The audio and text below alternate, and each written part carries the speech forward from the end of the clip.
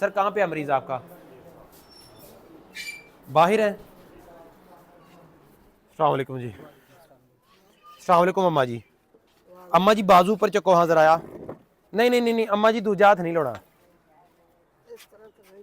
नहीं चुकाया जाता। अम्मा जी लैग फोल्ड लत्त जी नहीं कट्ठी करो। अच्छा अम्मा जी सिर्फ नब्ज दिखा दो आ वाली, ठीक है ना?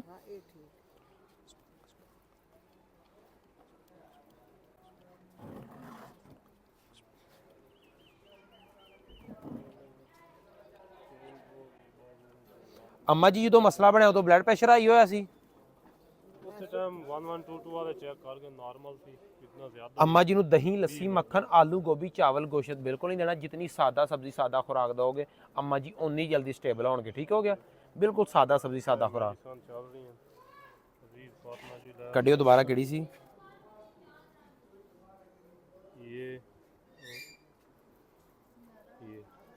इसके साथ साथ डाइट प्लान यानी परहेज की रोटी पानी की खाते हैं?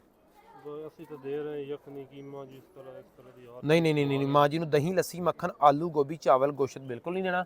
बिल्कुल सादा सब्जी सादा खुराक देनी। जिन्नी सादा खुराक दोगे उन्ना जल्दी माँ जी स्टेबल होंगे। ठीक है सर?